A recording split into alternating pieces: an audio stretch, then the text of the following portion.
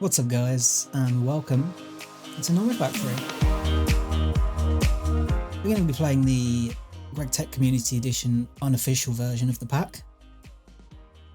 And this has several changes. Some of these changes make things easier, such as the added multi-blocks to allow things like parallel processing.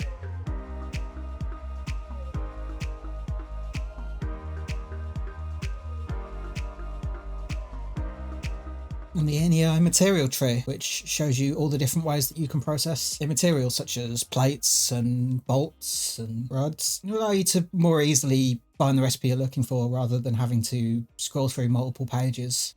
And some of the changes, however, make things quite a bit more difficult, just needing the clean room multi-block to do circuit production at HV and above. And also the requirement for things like maintenance on multi-block machines and muffler hatches and other things that are just not included in the normal community edition. Also, some of the processing chains are a little bit more complicated. Now, I have set myself some goals for this series, other than the obvious beating the pack. One of those is to build above ground, positive space building. I did this in the last series, but I wasn't super happy with how it ended up. I definitely didn't plan for enough space right from the beginning, and that set me at a bit of a disadvantage throughout the whole pack. But I want to design something that's themed and has room for the expansion of the factory throughout the playthrough. I think I want to work on mostly passive crafting everything in this pack, rather than in interactions where I relied heavily on on-demand crafting. I think this pack lends itself a lot better to setting up systems that ensure you always have items in stock rather than crafting them as you need them. There will still of course be on-demand crafting, but mostly for end products like particular machines rather than for, you know, plates and rods and wires and things like that. And a big, less gameplay related goal for me is to step up my editing and try and produce something that's fun and engaging for people to follow along with my journey. Now, I will be playing the pack on peaceful mode. I need a little bit of a break from mobs after interactions, and this pack doesn't really require you to have mobs on. This relies so expansively on DML. Now, we do get some quite nice things straight off the bat for starting. We get some diamond mining hammers. These have been changed a little bit since last time I played by the looks of it. As long as it hasn't changed, these can be repaired. And these can be repaired with diamonds, but they require diamond plates to craft. So repairing them in a anvil is a much smarter idea, so you can keep at least one. We also get this electric prospectors scanner. And this shows us all the ore in an area. And rather than using the scanner, which shows all of the blocks in colours and a mess on your screen, this just gives you an overlay of the area, and you can choose which ore you're looking for. So if I want to find iron, I can see up to the northwest of me and swap 1, 2, 3 chunks to the northwest. This can also be switched over to fluid prospection mode. And we can see that there is a big natural gas deposit below us, and there is light oil to our east.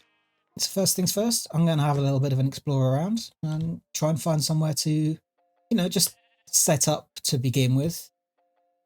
I spent a fair bit of time exploring. I actually went a really long way. I was struggling to find anywhere that I really liked to build a base though. You can see I ended up doing a giant circle and then carrying on some more. So I think we're going to do our temporary base up on this rooftop and on the floor below when we get to LV, because we've got some dirt up here for a tree farm. Pretty nice view. I managed to die by falling down a ravine. I don't know how I died on peaceful. But, I think over there is probably where I'm going to settle down more permanently if I don't find something better. I kind of like the idea of like using this water feature and incorporating it as part of the base somehow. I did get a bit of loot along the way. Got some like ender pearls and a couple of ingots of stuff from the Lost Cities buildings. I found an A2 meteor for some plates. Grabbed a bunch of furnaces and some crafting tables, you know, just the basic supplies.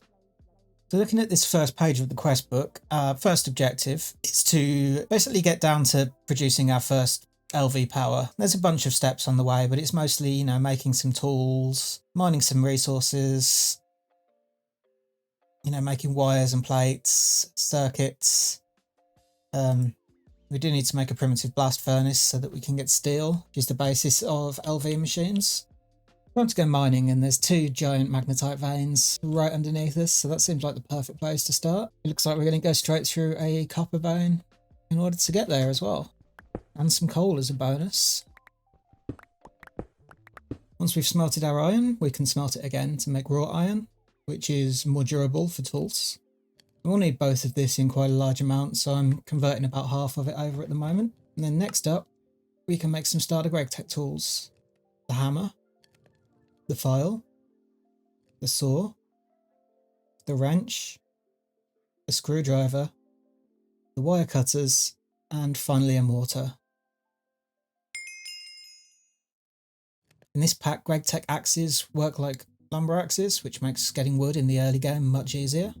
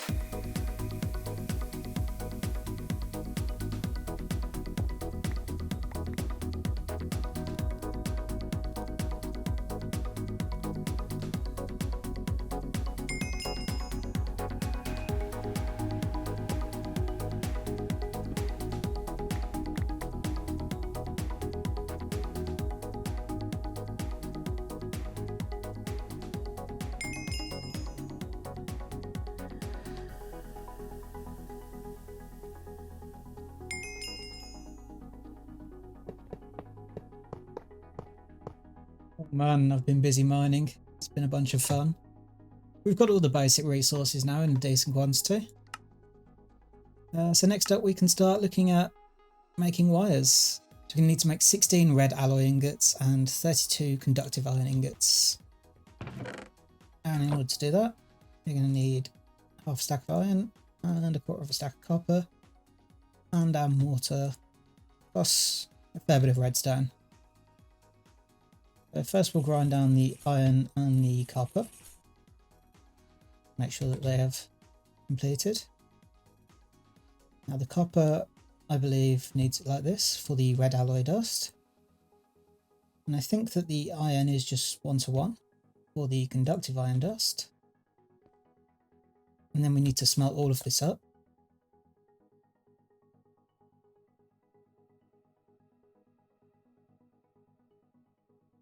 There we go.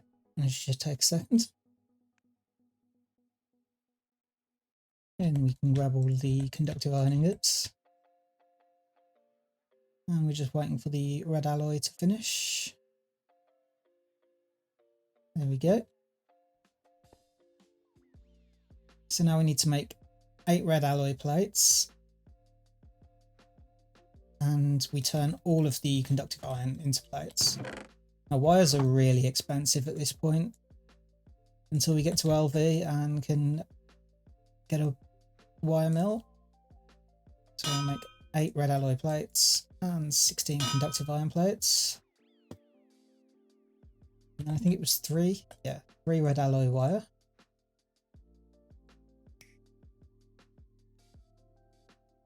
And all 16 conductive iron wire.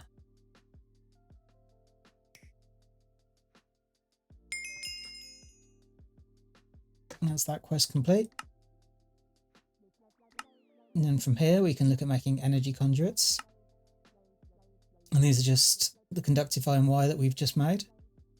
And some conduit binder, which is similarly to most packs, just gravel, sand and clay. And then that goes into a furnace. And that gives us our conduit binder.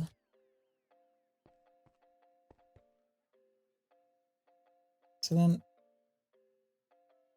we can craft like this to get conductive iron energy conduits. Now we also need the conduit binder because we need to make pressurized fluid conduits for this quest. And this is the same recipe but with glass instead of conductive iron wire.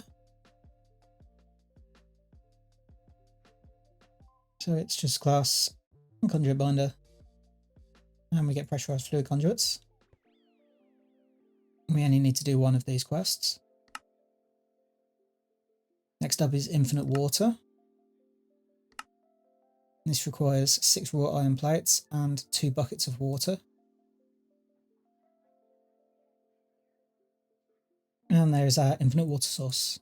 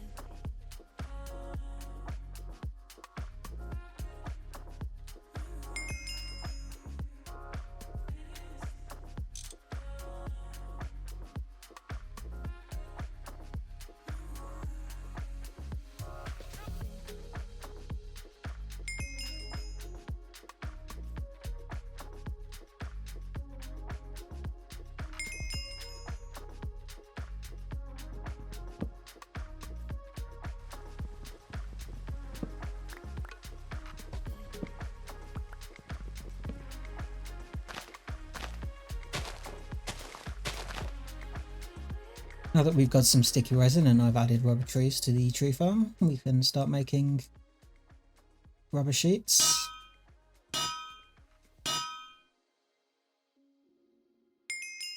Which we can then use to make cables, in this case red alloy cables. And these are just red alloy wire and rubber sheets crafted together.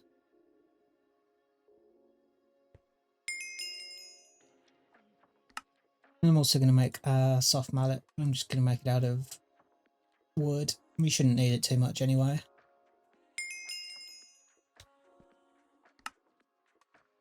Also make some tin iron pipes. I just need 2 tin for that.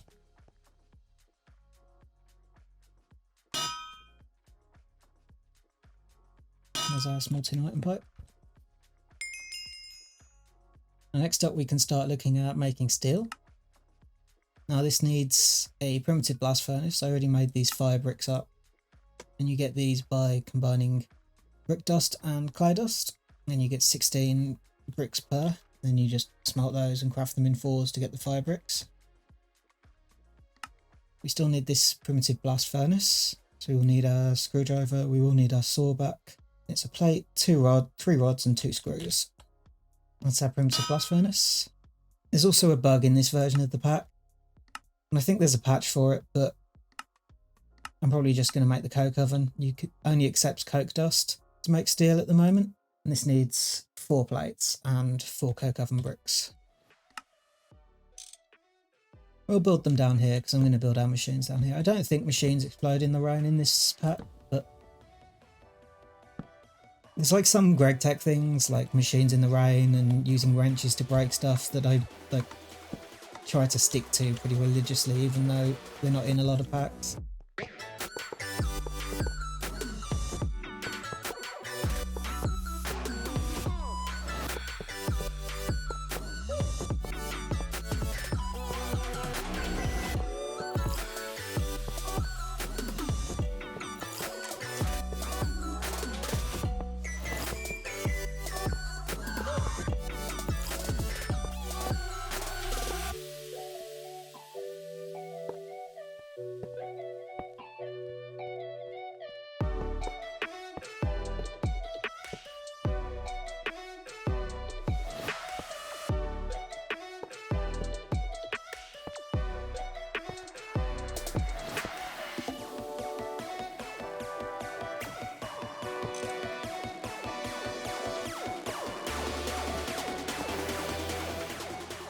And there's our primitive blast furnace.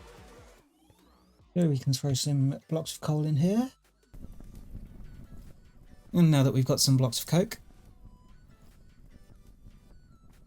we can just switch that into coke coal and throw it in here with some raw iron. Actually needs to be dust. But about that. There we go, and this will make our steel.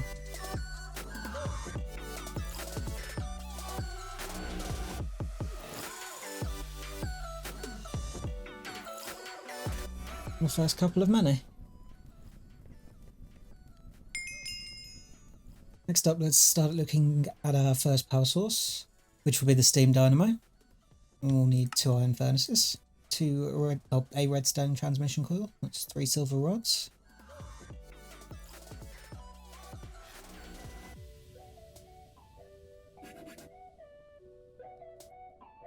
Redstone conductance coils, and then 5 red alloy plates in order to make this excitation coil.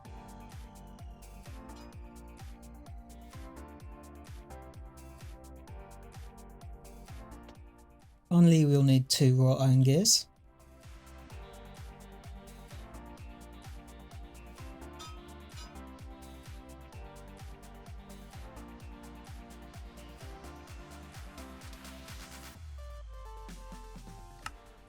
Very handy button if you didn't know it exists.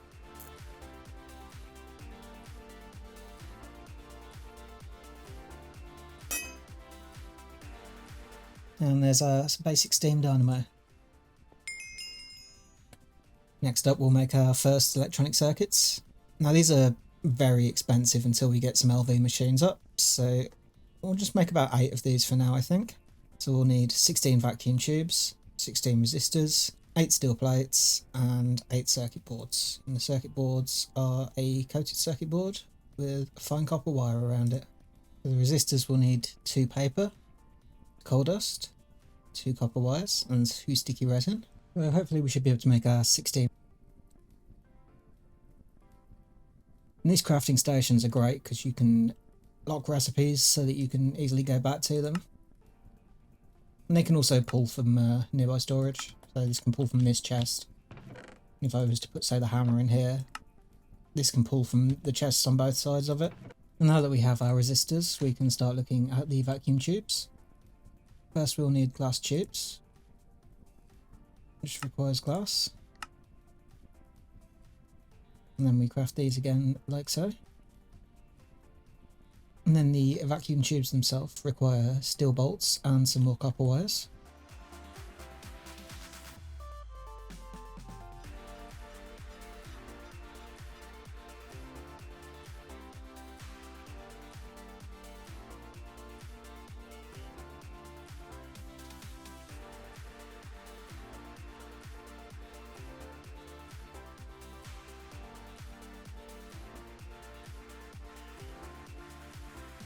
Now we should be able to put the steel bolts in here and the copper wires, and then hopefully we will be able to make 16 vacuum tubes.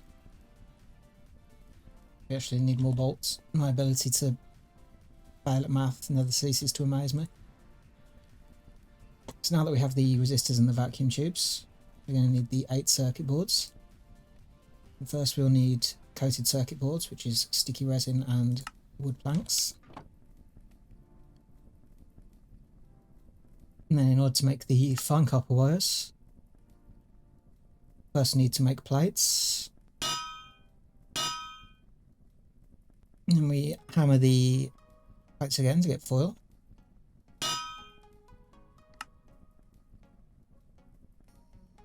And we use wire cuts on the foil. I'm just going to repair these first. There goes my anvil. There is our fine copper wire.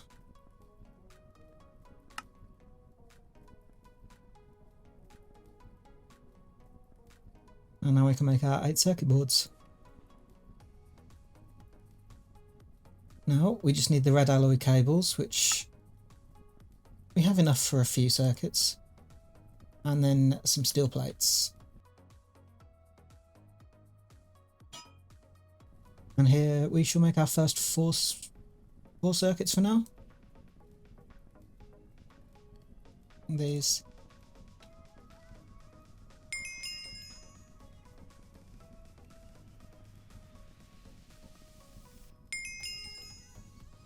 We can make our first machine casing.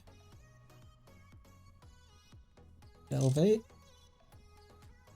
And our first machine hull.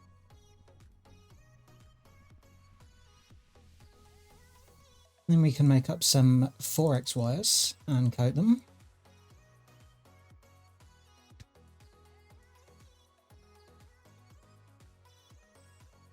And then we can make this LV energy converter, which allows us to convert between FE, which we make from our steam dynamo, and EU, which all of the GregTech machines will use.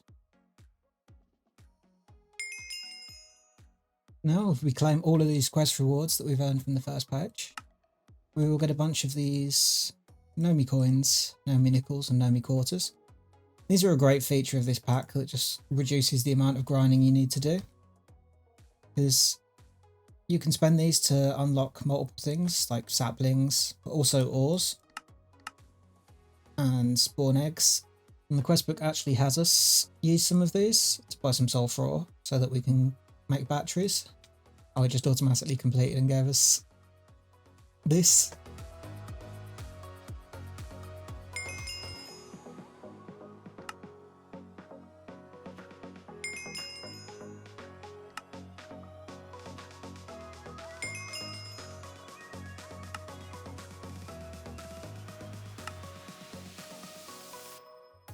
I think we're caught up with everything on this first page that we can do without needing more circuits or plates and wires and stuff that will be cheaper to do when we have power. We have unlocked the second page of the quest book and have the quest to make our first LV machine, which will be the wire mill. But that will be a job for next episode. Thank you all for watching. I hope you've enjoyed, and I'll see you next time. Bye bye.